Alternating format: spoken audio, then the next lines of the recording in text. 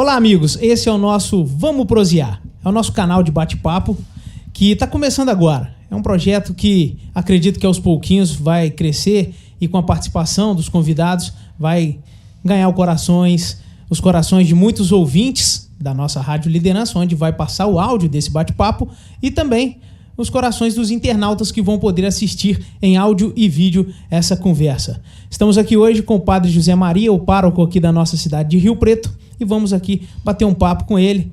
Nada muito formal, mas vamos fazer perguntas muito importantes, principalmente para esse período religioso que se aproxima, a Semana Santa. Mas eu queria saber do senhor o começo. Como foi que o senhor se aproximou da igreja? Como foi o início do senhor na vida religiosa? O que o senhor pode falar para a gente disso? Boa tarde a vocês, que com essa iniciativa importantíssima para o nosso município, para a nossa querida Rio Preto, né? Faz importante esse vínculo também, esse meio de comunicação. Há também aos internautas, as pessoas que nos acompanham por este meio.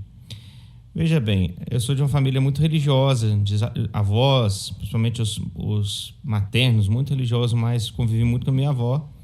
Então, sempre de profunda oração, e aí germinou um pouco na minha vocação, desde pequeno, desde os 7, 8 anos, já a expressão e a vontade de ser padre.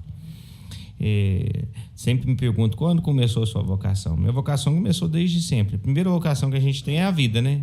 Que é um dom de Deus que a gente recebe. E depois, nesse dom, a gente vai se conhecendo e conhecendo os chamados e os desígnios de Deus. Quando eu senti o chamado, fui atrás, procurei, fiz minha trajetória vocacional. Nisso o senhor tinha quantos anos? Quando eu comecei a sentir o desejo, tinha 7, 8 anos. E depois, mesmo com 13, 14 anos, comecei o projeto mesmo no Seminário Santo Antônio. Já tentei fazer pelo meio dos franciscanos, mas depois descobri que minha vida talvez seria diocesana mesmo.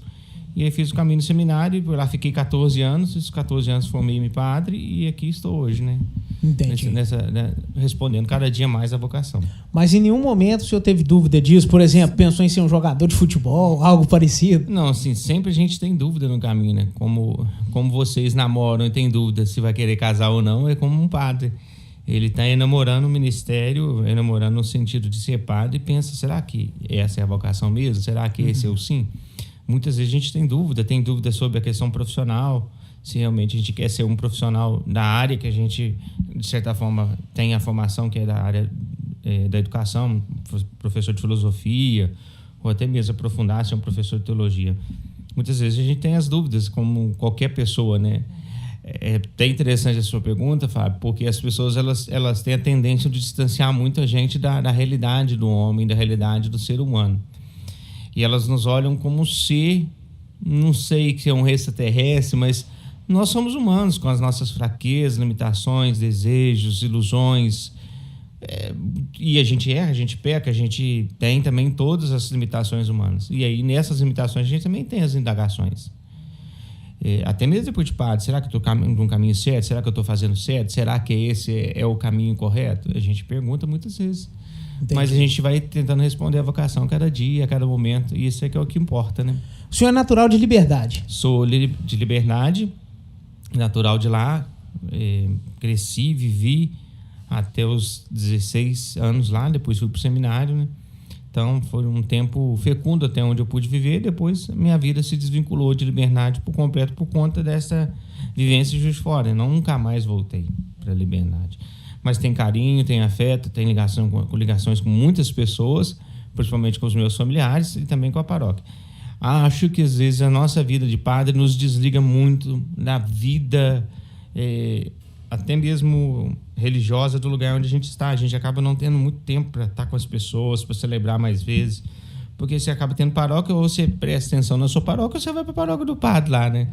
Então, eu sinto que às vezes eu sou um pouco falho nesse sentido, a gente não ter mais tempo para o nosso povo, né? É um povo que nos oferece muito. Né? E desse período dos 16 anos que o senhor saiu para o seminário, até a sua ordenação, foi quanto tempo de estudos? Eu fiz todo o meu ensino médio de Juiz de Fora, vinculado ao seminário. Estudei no colégio Estela Matutina, depois fiz um ano propedêutico, depois 4 anos de filosofia e 4 anos de teologia, e aí fizemos o tirocínio para a ordenação. Eu ordenei diácono em fevereiro de 2014 e em 31 de agosto de 2014 me ordenei padre. E aí fiquei em Juiz de Fora, trabalhando no seminário de Santo Antônio nesse tempo. Então, o período é dos 16 até os 30 anos, né, praticamente. Um período longo, então. Foi um período longo. Mas nessa trajetória, o senhor passou por aqui como seminarista. Em 2010 e 2011, eu fui seminarista em Rio Preto, no tirocínio pastoral do ano da teologia.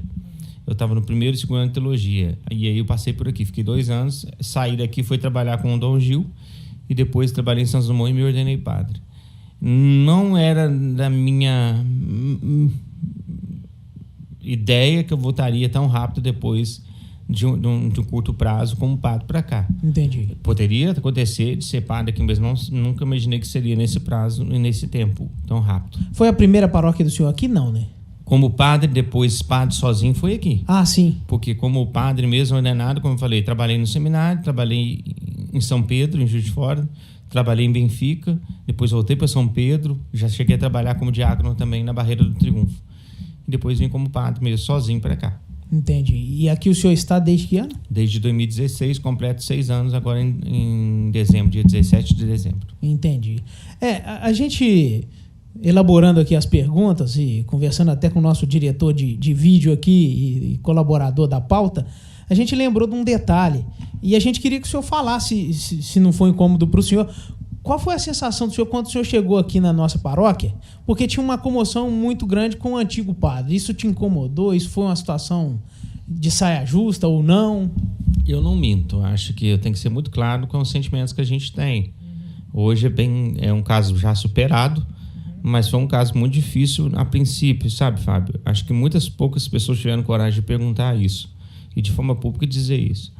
O Padre Flávio tem seus valores, tem seus reconhecimentos, tem tudo que ele fez, mas não justificava o meio pelo qual ele utilizou naquele momento para a minha chegada de não assumir que ele queria sair, e de assumir que ele pediu para sair, e de assumir que ele estava saindo, e incentivar as pessoas a fazerem um movimento sem que elas me conhecessem. Me conhecer como seminarista é uma coisa, me conhecer como padre é outra. Ou sim, deduzir quem eu sou. É muito fácil deduzir quem é o Fábio e sair falando por aí quem é o Fábio. Eu conheço o Fábio. Eu almoço com você todo dia. Eu sento na mesa com você todo dia. Tem um ditado pequeno, muito antigo, a gente só conhece o outro, a gente como que ele saiu junto com ele, né?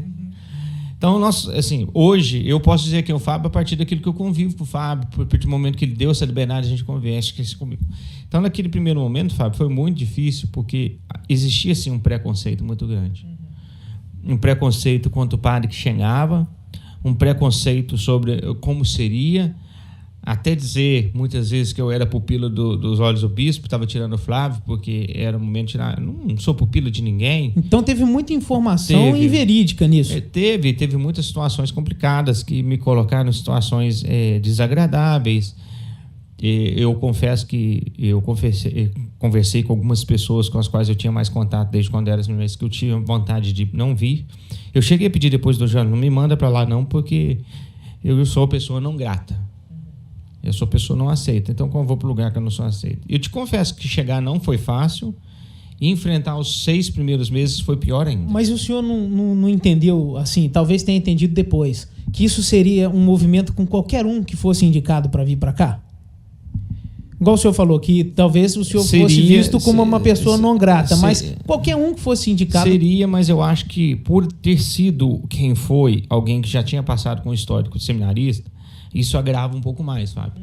Porque as pessoas ficam com uma mensagem, e o Padre Flávio, de certa forma, ele sustentou esse ego das pessoas, de um modo de querer dizer, não, eu sou bom. Ele é bom. Eu nunca vou me comparar a ele, nem quero, porque eu acho que eu sou eu, ele é ele, você, o João. As pessoas são diferentes. Somos diferentes, mas eu acho que se fosse eu hoje saindo de Rio Preto, a primeira coisa que eu faria era preparar o campo para aquele que chega, porque eu acho que o que chega merece ser recebido. Ele merece ser acolhido. Você chega num lugar que você não é acolhido, não é recebido, os olhos das pessoas sobre você é um olhar ainda de desconfiança. Isso é ruim. E demorou para reverter isso? Demorou, porque as pessoas precisaram me conhecer. E me conhecer precisava estar comigo. E tempo também, né? Eu vou dizer uma coisa que talvez eu nunca disse. Os maiores confrontos da minha chegada não foi com a população em geral. Foi com as pessoas que estavam dentro da igreja. E ainda é assim. Alguns ainda não me aceitam, mas eu vou levando. Só que, por exemplo, catequistas, alguns pontos importantes que eu deveria ter apoio, naquele momento eu não tinha nenhum. Eu Entendi. fui recusado mesmo. Mas, como eu disse, o tempo mostra tudo e o tempo revela tudo. Então, acho que a graça de Deus vai dizendo muito mais do que tudo. Então, eu deixei as coisas acontecerem. Tem um ditado que eu uso muito, né? Eu sofri igual azeitona na boca de banguelo. Mas eu assumi a cruz de Cristo, né? Ser padre é assumir a cruz, não é negar a cruz. Se a cruz era pesada para mim, que eu carregasse. Diz que Deus dá a cruz conforme a pessoa aguenta carregar, né? Igual o frio e o cobertor. Muito bacana. Sobre essa questão ainda, o senhor não tem receio de, se futuramente acontecer de o bispo quiser transferi-lo para outra paróquia, acontecer um movimento semelhante de abaixo-assinado para o senhor ficar aqui? Eu sou o primeiro. E hoje o senhor é muito bem quisto na cidade. Eu sou o primeiro a dizer contra. Eu sou o primeiro a ir na praça e dizer que não aceito, não quero. Porque eu acho, porque eu não quero para mim, não quero para o outro. E eu acho que o abaixo-assinado ele não resolve nada, ele só atrapalha. Entendi. E acho que o amor e o afeto que eu tenho pelas pessoas e as pessoas hoje têm por mim, elas vão continuar à mesma distância onde eu estiver. O respeito ao que chega que deve ser a prevalência. Como prefeito, gente, troca. Nem todo mundo vai estar do gosto, mas aceita. Entendi. E o padre também nem todo mundo vai estar do gosto, mas aceite. Ele vem em nome de Cristo, ele vem em nome do Senhor. Entendi. A gente queria agora abordar alguns temas relacionados à pandemia. Eu acredito que para o senhor, muitos desafios, assim como para o senhor, para os outros padres também devem ter aparecido desafios parecidos. A questão da pandemia atrapalhou mais em que a atividade da igreja? Foi esse contato com os fiéis? Foi a questão das obras que a igreja estava realizando e que em algum momento deve ter sido freado ou diminuído o ritmo? O que o senhor pode falar para a gente sobre isso? De coração, a obra até acho bom, porque a gente vai freando e vai aprendendo a ver algumas coisas se são essenciais naquele momento ou não. Como hoje a gente está vendo, algumas coisas que a gente está fazendo é essencial. Acho que, para o meu ver, como padre, a coisa que mais atrapalhou nesse tempo da pandemia, atrapalhou não, mas que incomodou foi a questão do encontro com as pessoas.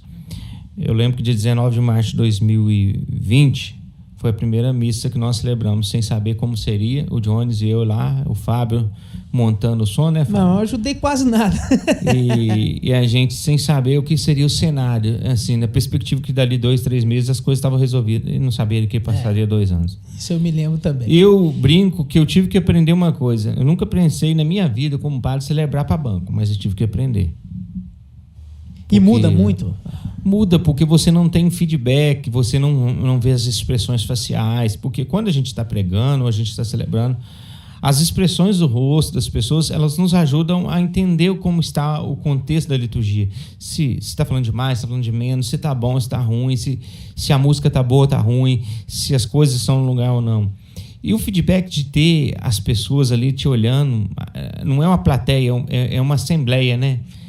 Que reza, que canta, que está junto, é muito diferente. Então, o maior impacto e o que mais me dói ainda é ver ainda a comunidade um pouco reduzida. E nesse tempo da pandemia a gente vai perdendo perdendo outro, vai perdendo as pessoas que de certa forma tinham muito contato na igreja, e você tem aquela visão dos lugares de cada um. É até visão feia, mas parece um Big Brother quando apaga aquele que saiu, né? Parece que vai apagando e a gente vai sentindo essa ausência. E o que dói muito ainda é ver a igreja reclusa, né? Que as pessoas ainda estão com um pouco de medo.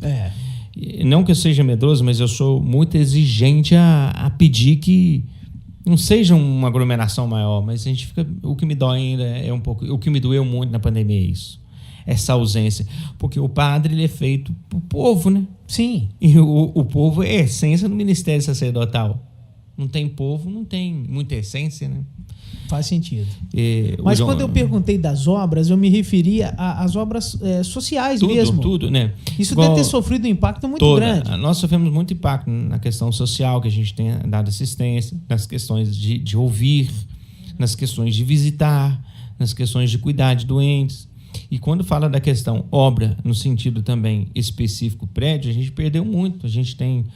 Querendo ou não, Fábio, a gente não observa a igreja num todo. A igreja ela hoje é uma empresa. Sim. Que demanda de financeiro, demanda de ajuda, demanda... E eu não sou muito da expressão do pedir, eu sou de esperar que as pessoas entendam que elas estão na dinâmica. E na dinâmica elas têm que estar oferecendo um pouco de si. E isso tudo cai, né? Tudo vem por água num tempo pandêmico. E acho que nem eu, nem você, acho que nem o Jones, nós não vivemos uma experiência pandêmica como essa. E talvez não viveremos novamente. Mas outros viverão, talvez como a gente, marinheiro de primeira viagem. Acho que ninguém teve lá há 100 anos atrás. Aí, poucos foram, talvez estiveram lá. Ou seja, como criancinhas. Esse né? know-how criado agora provavelmente vai se perder até a próxima, né? A próxima, tomara que passe rápido e que fique muitas coisas boas e aprendizados para nós sobre isso, né? Uhum. E sobre essa questão do know-how, do aprendizado da pandemia, já trazendo para um caráter mais religioso, o senhor tira qual lição disso? O que o senhor acha que às vezes o povo em geral não aprendeu ainda? O que o senhor pode falar sobre isso? Eu acho que a pandemia ela voltou a falar do mandamento do amor. Porque o amor significa, se traduz em respeito, olhar pelo outro, cuidado com o outro. Eu acho que ainda o nosso público não aprendeu isso. A nossa população ainda faltou um pouquinho. Acho que essa lição dentro da pandemia ficou fraca.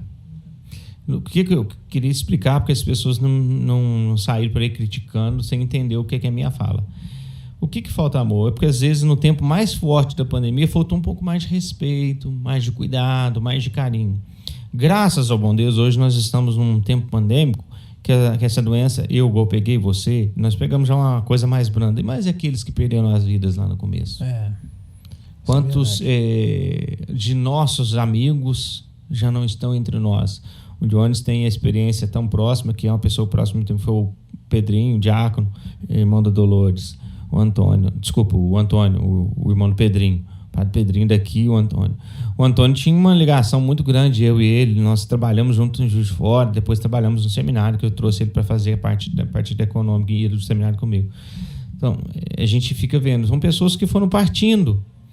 E eu acho que a pandemia, ela sempre traz uma lição, ou várias lições, as quais nós temos que analisá-las com muita clareza. E uma delas que eu tenho clareza, que é a lição do amor ao próximo, talvez ainda faltou. Entendi. Talvez ainda faltou. Por isso que eu falo, eu sou a favor de que realmente comece a reabrir, mas ainda com seus devidos cuidados, porque a gente ainda não saiu por completo dela. E aí, quando eu falo sair agora do contexto das prisões que a gente criou da pandemia, é sair com muita cautela, muito cuidado, para que a gente não falte com amor ao outro. Eu, particularmente, vejo uma mensagem da pandemia que é a seguinte: muitas pessoas acreditam que elas têm o controle de tudo. E eu acho que a pandemia trouxe uma realidade para nós que não é bem assim. O senhor também enxerga dessa forma? Sim. A pandemia... Nós, seres humanos, Fábio, a gente acha que tem detenção de tudo. Por exemplo, vocês conhecem bem da parte tecnológica, aí a gente acaba falando, não, eu conheço tudo, não conhece. Porque sempre a gente dá uma lambada aí, chega alguma coisa nova. O Jones mesmo teve que aprender muita coisa nesse tempo aí. Eu também. Você também. E esse modo novo da gente lidar. Então, ela ensinou muita coisa. Ela mostrou que nós não somos detentores de uma verdade, não. E nós nunca seremos.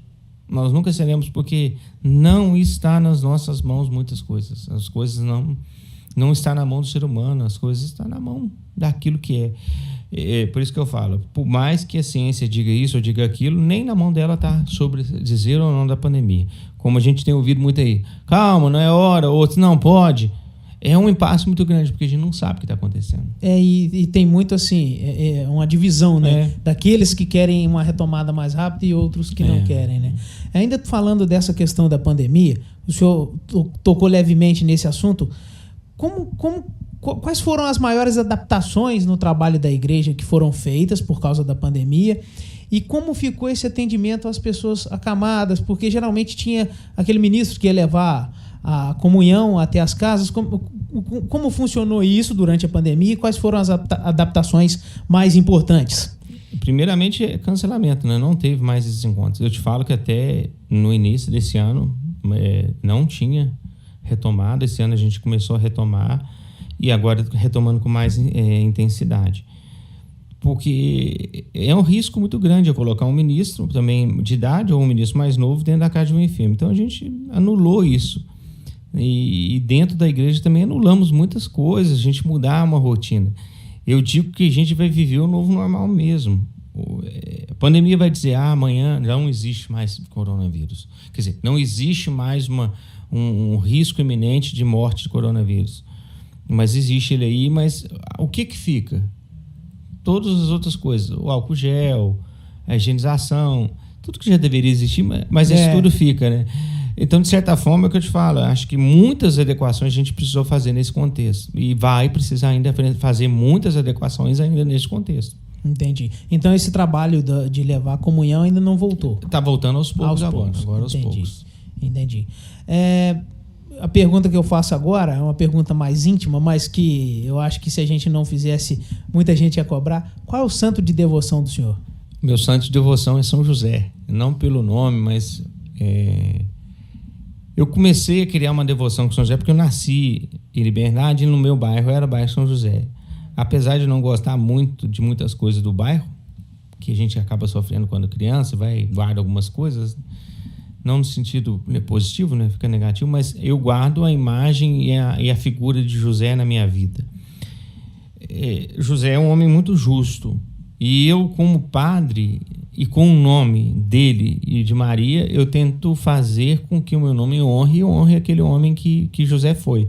Então é meu santo de devoção, é meu santo de confiança, é meu santo que eu coloco todas as minhas esperanças e todos os meus pedidos nas mãos de José. Eu sei que o homem do silêncio também está ali. Então, para mim, é meu santo de devoção. A data comemorativa é 19 de março? 19 de março.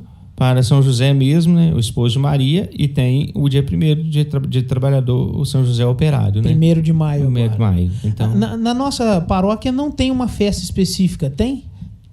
Nós temos, poderíamos utilizar os dois momentos. O dia de São José, esposo de Maria, que nós temos São José lá no bairro Benfica, e também dia 1º de maio. Então, no caso, a comunidade ela tem duas possibilidades de festa. Na realidade, a gente realiza duas, de certa forma.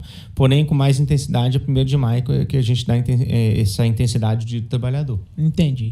Já que eu tô aqui nesse assunto festas, e é um assunto que eu gosto muito, porque eu trabalho há muitos anos e eu acho um movimento social muito bacana, as famílias, aquela ligação com a religiosidade e tudo. Já há um plano de retomada dessas festas para esse ano? Eu dei um sinal verde para as comunidades para que elas façam conforme sempre foi. Acho que cada um vai tomar seus devidos cuidados dentro do contexto. Acho que a sociedade está voltando. Muitos shows estão acontecendo por aí, acho que cada um sabe os seus... se você vai no show, você acha que está muito cheio, usa máscara. Sim. Usa álcool gel, tenta manter o distanciamento. Mas nas questões religiosas eu já comecei a liberar, porque o município já deu carta verde, já deu sinal verde, né? Entendi. E eu também dei, e que sim seja, e que seja bom para vocês agora de novo esse retorno. Se Deus quiser. A primeira na zona rural será de São Jorge. Sim, agora no próximo dia 23 e 24 será a festa de São Jorge, já dando início às festividades, começando novamente o projeto das festas da zona rural. Depois, maio, provavelmente vai ser lá no Porto dos Índios, né? Uhum. E assim por diante, vamos seguindo o cronograma. Aquele calendário ali de junho, julho. Junho e julho. A maior delas, porém, você sabe que é de São Pedro, que aí eu vou deixar a mão deles para que eles vejam o que é mais sutil ou mais viável fazer agora nesse momento. Eu, padre, posso opinar, posso dizer que, se possível, pudesse fazer uma mais simplificada, até com som menor, com shows menores, para que a gente comece a retomar um pouco mais, com mais cautela. Mais cidade, eu acho que a gente... Fábio, eu gosto muito disso. Eu acho que você é muito rio-pretano, o Jones, muito rio-pretano, vocês têm muito essa raiz. Acho bonito uma coisa de Rio Preto que é diferente de Liberdade, diferente de outros lugares. Vocês morrem pela cidade de vocês. Eu acho isso bonito. Eu acho que eu aprendi a amar mais também nesse sentido. Eu acho assim, que é muito importante a gente ter uma festa de zona rural, ter uma festa de um padroeiro, ter uma festa com... Mas eu acho, por exemplo, essas festas, elas deveriam ser mais nossas. A exposição, uma festa da cidade é mais ampla. Mas uma festa mais rural, após eu falar assim, Fábio, quando você era menino, você gostava mais da festa. Sem dúvida. Eu sou meio saudosista, porque Talvez você vai lembrar do leilão bem cantado. Sim. Num forró gostoso de rastapé. Sim, sem dúvida. De dar seus beijinhos nas suas meninas lá da sua comunidade, conhecer. Tô brincando, gente, mas é nesse sentido. A gente perdeu um pouco quando a gente abre esse horizonte. Por quê? Nós estamos num lugar de divisa. E a gente vai mesclando, e a gente vai perdendo um pouco dessa qualidade. Eu lembro que a segunda festa do Senhor dos Passos, a terceira festa do Senhor dos Passos, que você cantou até 3 horas da manhã, que a gente era para terminar uma, nós fomos prolongando. Foi uma das melhores que a gente teve, mas só tinha gente. Eu não sei se você percebeu, foi tão bom que valeu a pena. Vamos prosseguindo, Fábio, vamos prosseguindo. Deixa o povo aproveitar. É aquilo que está faltando. Eu acho que é isso que Rio Preto tem que tentar entender. A gente tem que valorizar o nosso povo, a nossa realidade. O que o senhor quer dizer é que dá para receber o visitante sem perder a propriedade daquilo que é nosso. Que é nosso. A gente tem perdido muito. A gente tem confiado mais nos outros do que a gente oferece. Faz muito sentido mesmo. Uma das coisas que eu queria aproveitar para dizer, Rio Preto tem uma coisa que oferece para a população, e eu acho que aí, Pedro, tem muito artista, tem muita gente com condições de fazer, e a gente quer procurar muito fora. Faz sentido. A gente tem a leve mania de dar valor no que está fora e não no que está dentro. E o que está dentro não tem valor? Não tem conhecimento nenhum? Dá para valorizar o daqui também, né? Não é porque eu estou na sua presença, não. Eu acho temos o Vitor, temos o Marcinho, temos você, tem uma turma aí que tem um potencial para oferecer algo bom para a gente, uma noite lúdica boa. Quantos nossos aqui, o Ricardo com o seu modo, né? Eu acho que assim, a beleza da música é essa, da gente ir do A ao B, ao C, a mudar. Rio Preto tem muito isso, de diversificar, e não se aproveita. Sempre tem essa mania de buscar fora, de querer que o fora é melhor. Gente, vamos começar a valorizar o que a gente tem aqui. Quantos nós temos aqui para oferecer para nós, que vão nos dar coisas boas. É uma das coisas que eu coloco sempre, quando vocês quiseram fazer as lives, eu sempre incentivei. Por quê? Porque eu queria mostrar que existe gente daqui que é capaz de fazer alguma coisa boa para nós. Porque não adianta a gente buscar fora. O fora vem hoje e vai embora amanhã. Ele vem hoje, busca o que é meu, leva embora. Mas o que eu invisto, você fica aqui. Você tem família aqui, você tem filho aqui, você tem tudo aqui, e aí? Você vai construir aqui alguma coisa. É verdade. Acho que sejam mais saudosistas. Vocês são saudosistas para muita coisa, mas estão faltando nesse sentido. Padre, eu queria aproveitar que a gente está falando das coisas daqui, e eu queria lembrar aos anunciantes, aos comerciantes, aqueles que são empresários da cidade, da região, que se quiserem anunciar no nosso podcast, vou chamar assim, que é a palavra da moda, o nosso bate-papo, o Vamos Prosear, é só falar com a HelpTech, que está cuidando dessa parte, que vai cuidar também das redes sociais, do canal, nosso parceiro Jones, que é um parceiraço, um incentivador. O senhor falou das lives, se não fosse o senhor dando esse incentivo, essa força pra gente, cedendo espaço como aqui hoje, estamos gravando aqui no Salão Paroquial. E se não fosse o Jones, que é um sonhador, que ele não vê limite pra nada, ele vai sonhando e tentando realizar, a gente não tinha conseguido fazer as nossas lives que deram um retorno, apesar de pequeno, mas significativo financeiro para a maioria dos músicos. Conseguimos também ajudar de alguma forma no âmbito social, e essa ajuda, né, essa corrente, essa soma de forças foi muito importante. Então, por isso, eu estou lembrando que quem quiser colocar sua marca aqui passando durante a entrevista, só entrar em contato com a HelpTech. Futuramente vamos tentar botar um cafezinho aqui para os convidados, que uma prosa e um café é muito bem-vindo. Muito bem-vindo. Aí a gente estica, que nem aquele show que foi às 3 horas da manhã. Padre, uma pergunta que eu faço já, que a gente está às vésperas desse momento, que se não for o mais importante, é um dos mais importantes da igreja, a Semana Santa. O senhor pode falar pra gente como é que vai ser a Semana Santa esse ano? Pode, assim, explicar como vai ser a programação também? Sim.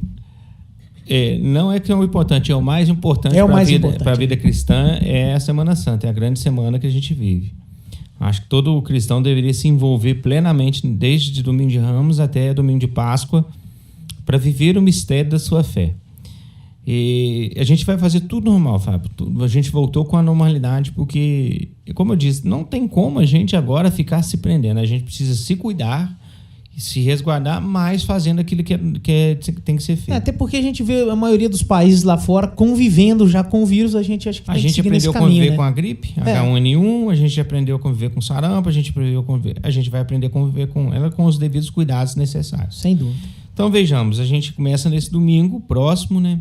Dia 10, com o domingo de Ramos. Às 8 horas a gente faz a concentração perto da Santa Casa, a bênção de Ramos, e saímos em procissão. E a missa vai ser campal, em frente à matriz, onde a gente vai celebrar com o pessoal nesse momento. Nós vamos celebrar em conjunto ali. Depois à noite, às 19 horas, temos a missa sem procissão. Isso é domingo de Ramos. Segunda-feira nós temos a missa, depois a procissão do depósito. Todo mundo fala, procissão do depósito? É a procissão onde a gente vai com as duas imagens, elas se separam, né? Vão ser depositadas uma em cada lugar. E o Senhor dos Passos vai para a Igreja do Divino, Nossa Senhora das Dores vai para a Paróquia de Santa Terezinha, e na terça-feira, às 19 horas, né? 20 horas. Eu tenho que confirmar se é 19, acho que é 19. O senhor me permita lembrar que eu vi uma pessoa dizendo uma vez, quando leu o cartaz da Semana Santa, isso já tem uns anos, a pessoa leu procissão do depósito, né? Aí a pessoa falou, gente, mas eu já entreguei o dízimo esse mês lá na igreja. As pessoas confundem, porque é bom depositar as imagens. Na terça-feira, dia 19, Fábio, a gente volta com as imagens, e aí nós vamos fazer aqui em frente à matriz a procissão do encontro. As imagens ficam na Igreja do Divino e na Paróquia Santa Terezinha, lá do estado do Rio. E retornam para a matriz. Retorna na terça-feira. Aí, 19 horas com esse encontro aqui. Na quarta-feira, a gente sempre faz um dia mais de voltado para os enfermos. Então, às 16 horas, a missa pelos doentes. E depois, às 19 horas, saindo de frente da Santa Casa, nós vamos fazer a Via Sacra, vindo pela rua e chegando aqui na matriz. Na quinta-feira, é um dia importantíssimo, porque dá-se início ao Tríduo Pascal. Isso é bom para a gente lembrar. A quaresma ela só vai terminar exatamente a hora que a missa da ceia do Senhor começa à noite. Então, de manhã ainda é quaresma, tá, gente? Quaresma só termina a hora que começa a ceia. Então, não vai voltar a comer carne, não, porque você já fez sua penitência, cumpre até no último momento. De manhã, nós temos a missa na catedral, que é a missa da renovação dos votos e promessas dos padres. A gente renova os nossos votos e a nossa obediência ao bispo. Isso lá em Juiz de Fora. 9 horas. Depois, às 17 horas, eu vou celebrar a ceia com as crianças, porque eu faço uma missa mais voltada para elas. Depois, às 20 horas, a ceia do Senhor, que é a missa da instituição da Eucaristia, da ceia do Senhor. Vai ter a instituição dos ministros da Eucaristia também neste dia, aqui às 20 horas. Na quinta-feira. Na quinta-feira. Essa é campal também. Essa é campal. Na sexta-feira... A do lava-pé? É lava-pé. A famosa missa do lava-pé. Entendi. Na sexta-feira, que é o dia de penitência, de oração, de silêncio, de jejum, às 6 horas da manhã nós vamos sair de frente à matriz em direção ao cruzeiro. Nós vamos repetir. Por que eu escolhi o cruzeiro? Porque depois de um tempo de pandemia, deveríamos subir ao monte para agradecer. Agradecer a muitas coisas que Rio Preto recebeu nesse tempo de pandemia. Quantos foram infectados e quantos estão curados entre nós? Claro que alguns 6, 7 foram embora. Mas nós temos que agradecer aos pés da cruz. A cruz nesse dia é exaltada e lembrada por nós. Então nós vamos sair às 6 horas em caminhada e vamos para o cruzeiro. Até lembrar o Fábio que ele que vai fazer o trajeto de som para nós nesse dia. Esse detalhe o senhor não tinha me falado. Eu esqueci deste detalhe.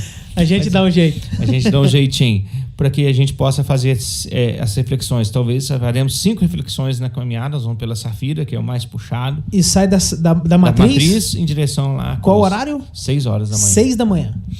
E depois, é um detalhe que eu queria ressaltar, que na sexta-feira, o horário mais importante para a igreja e para o cristão é às 15 horas, porque é o momento da adoração da cruz, Fábio. E as pessoas querem ver Jesus morto, mas não quer ir lá fazer um momento de adoração. Então, às 15 horas é o momento de estarmos aqui, fazemos a adoração da cruz. O momento de a gente fazer o beijo da cruz vai ser diferente, mas a gente faz a adoração e veneração à cruz de Cristo. Depois, às 20 horas, temos o sermão do discernimento em frente à matriz, depois a procissão como conhecida por todos nós, encerrando a sexta-feira.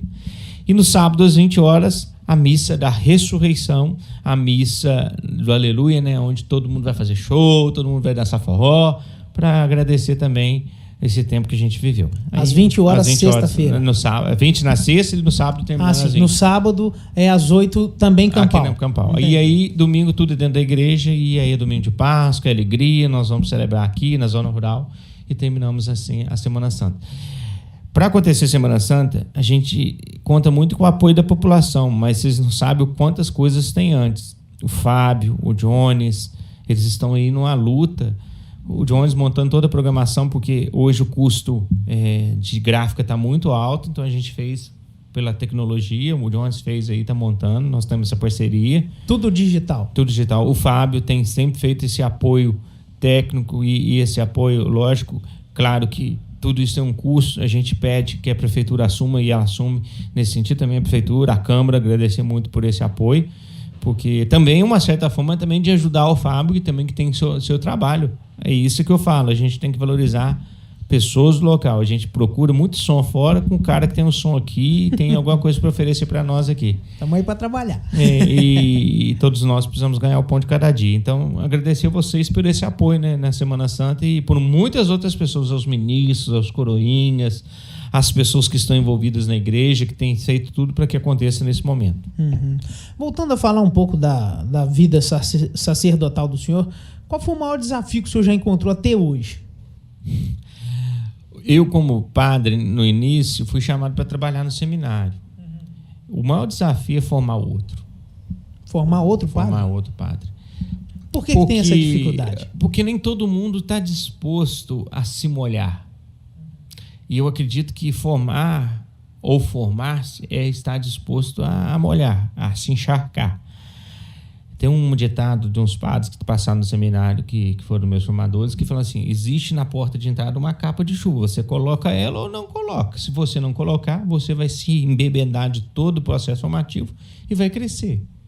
Você pode pôr a capa de chuva e não molhar em nada e sair do mesmo jeito que você entrou e ser, vou usar o termo, né? Um padre de merda, né? Mas eu sempre quis me molhar, me arriscar. E eu vejo que formar outro hoje não era para mim, não era naquele contexto, então foi um grande desafio na minha vida. Entendi. E trabalhar aí com duas coisas. Trabalhar com dinheiro e trabalhar com seminarista, isso não combina. Porque o seminarista nunca gosta daquele que segura o dinheiro. É mesmo? Então, não fui muito bem visto, não fui muito bem quisto, nem muito bem aceito. Fiz o que podia, agradeço ao bispo pela confiança que ele me deu, mas graças a Deus eu agradeço mais ainda de ter mandado para cá. Sofri igual azeitona na boca de banguela, mas virei homem. O senhor acha que foi um período de muito amadurecimento? Foi. Para mim, valeu a pena. Se vocês quisessem fazer tudo de novo comigo, podia fazer, que eu ia aprender mais ainda. Bacana isso. O senhor falando a gente falando disso, né, desses desafios, o senhor tem hoje alguns desafios que podemos dizer muito grandes aqui na nossa paróquia, que é finalizar a restauração da matriz. Me parece que a Igreja do Rosário também está precisando de um suporte desse tipo. O que o senhor pode falar para nós aí, o que vem pela frente nesse sentido? Nós estamos fazendo 3 grandes projetos para a Igreja Matriz. Porque eu vou usar uma metáfora, ou não sei se é uma metáfora, mas enfeitar demais o palhaço e esquecer a riqueza que tem no circo é muito fácil. As pessoas se preocupam muito para pintar a matriz por fora. Se eu pintar a matriz por fora, todo mundo fala assim: acabou, não tem mais nada para fazer, não tem mais o que fazer. Entendi. A matriz ela não precisa de pintura, ela precisa de reestruturação. A nossa matriz é uma igreja muito pesada, num terreno muito podre. É mesmo? Pela sondagem, pelos estudos que têm sido feitos. Ela é muito próxima ao rio, ao leito do rio, à umidade. Sentido. Então ela balança muito movimento de caminhão. Não passa na frente dela hoje, mas passa ali. O movimento dali, as torres, elas vão se abalando, as estruturas. Hoje as telhas estão todas deterioradas, não existe, as telhas não conseguem comportar mais o número de chuva, teria que trocar todas as telhas. Então, existe esse projeto, existe o projeto de estruturação que precisa escavar a igreja em volta todinha para cintar, para drenar, e existe todo um projeto de incêndio para ser continuado, de fiação para ser arrumada, porque começou, mas não terminou. Então, isso é um projeto da matriz. São projetos caros, que exige muito dinheiro, exige muito, mas as pessoas, elas têm que entender que elas não precisam ver a obra, elas têm que entender que elas precisam investir para que isso aconteça. Mas ela quer ver a obra. Eu vou começar uma obra de 100 mil reais sem ter 100 mil reais? Não tem como, né? Eu não tenho cheque pessoal para arcar com isso, né? Não, eu acho que o senhor falou um detalhe principal, né? Que se ela tem essas questões estruturais para serem resolvidas, é aquele ditado antigo que a gente ouvia. Uhum. A moça passou o batom na boca, mas estava com o dente estragado, né? Esqueceu. Então é o que aconteceu na Igreja do Rosário. Fizeram muitos paliativos também, até então não olhou essa estrutura. É outra igreja que também vai ter que passar por esses mesmos tipos de intervenções. Então os projetos estão sendo efetuados, a gente vai apresentar os projetos, e cada projeto existe um orçamento. Sim. Os de urgência a gente vai tentar fazer e apresentar. Por exemplo, o de escavação, de drenagem deve ficar para 600 mil, estou supondo. ele é urgente. Mexer no telhado é importante, mas tem que mexer nele primeiro para depois mexer na estrutura. Se for ele primeiro, tem que ser executado, a gente executar, tentar conseguir as verbas por aqui mesmo. Não tem feito leilão porque as pessoas não entendem. Mas ganhou 40 mil é um lucro. É lucro, mas 40 mil perto de 600 é o quê? É muito pouco, né? Porque um leilão de 100 mil reais, ele fica apurado hoje nas nossas mãos 40 mil. Entendi. Porque as pessoas não têm noção de que a gente gasta em média... O senhor fala isso, leilão de gado? Se você faz um leilão de gado hoje com 120 cabeças, é verdade. Se dá 100 mil reais, você tira aí 15 mil de custo com leilão. Carreto, vacina, pessoas que trabalham, veterinário, 5 mil e pouco de veterinário. Tem licença no IMA licença do IMA e tal. São uns 15 mil. Então, vai para 85.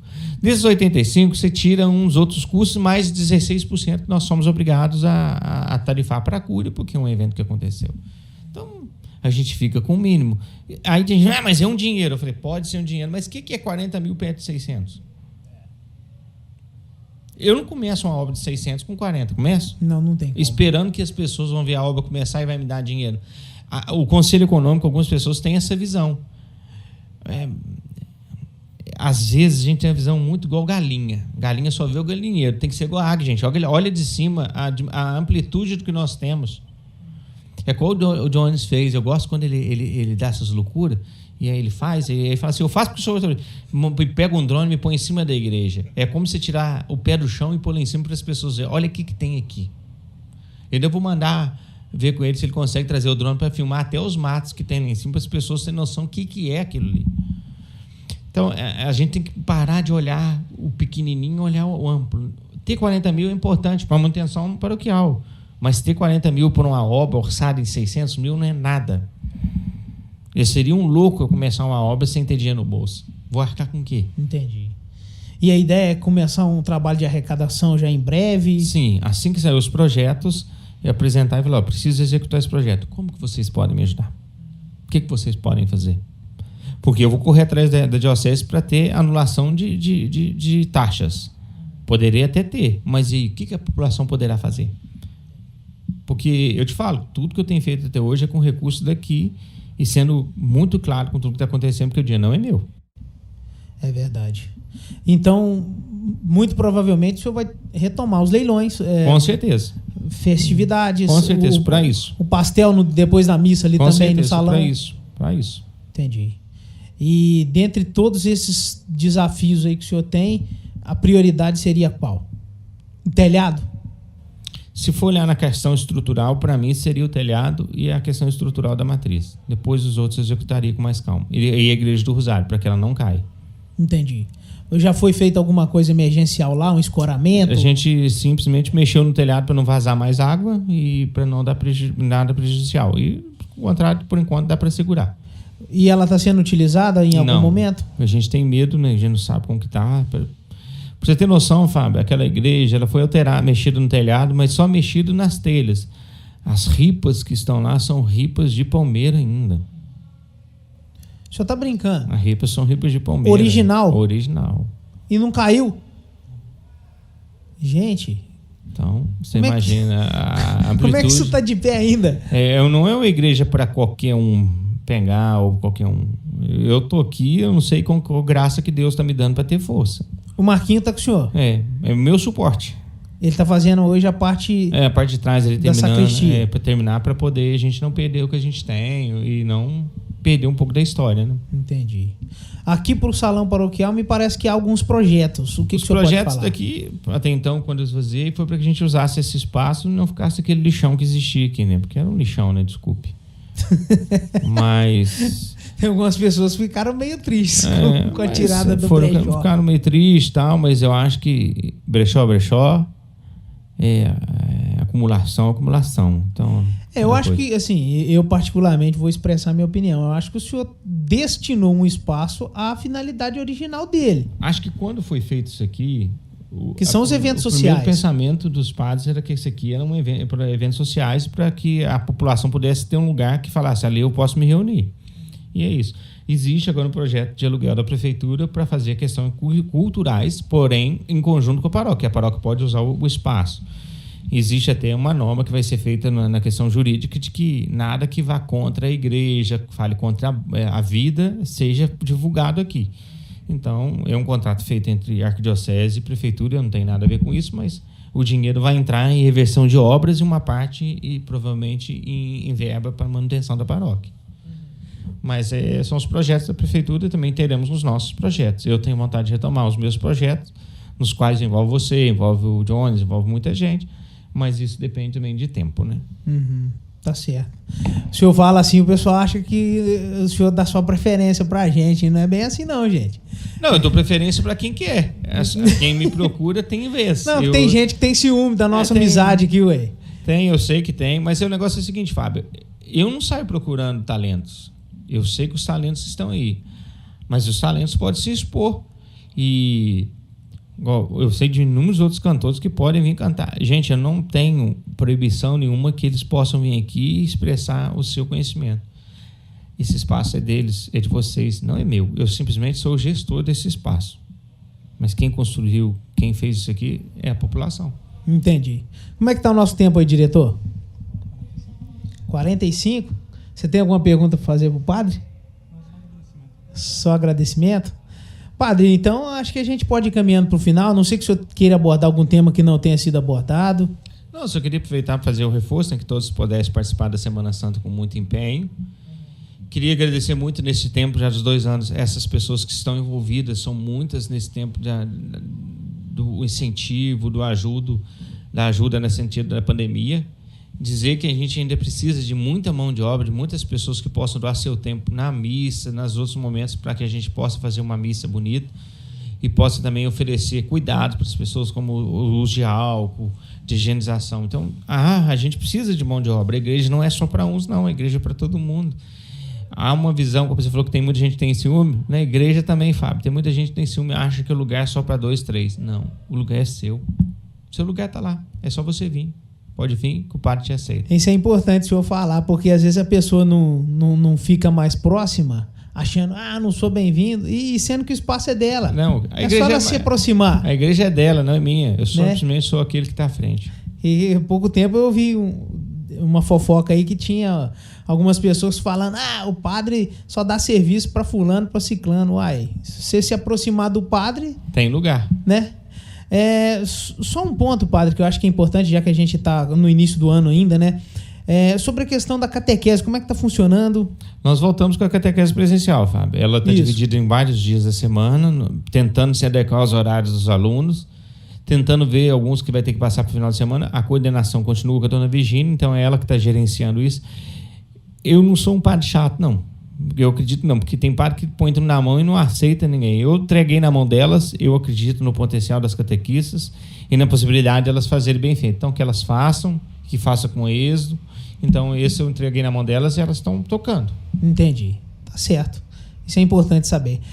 Então, pessoal, o padre acabou de dizer aqui, a igreja está de portas abertas, apesar da pandemia ainda não ter totalmente ido embora, está acontecendo uma retomada. E você que é fiel, se aproxime da igreja, volte a frequentar as missas, as festividades. E isso é muito importante, ainda mais que estamos na quaresma, próximo da Semana Santa.